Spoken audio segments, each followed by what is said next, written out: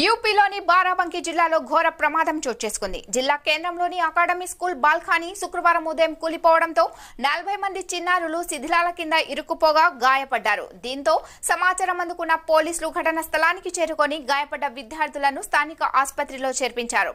అయితే గాయపడిన వారిలో 5 విద్యార్థుల పరిస్థితి విషమంగా ఉన్నట్లు వైద్యులు వెల్లడించారు.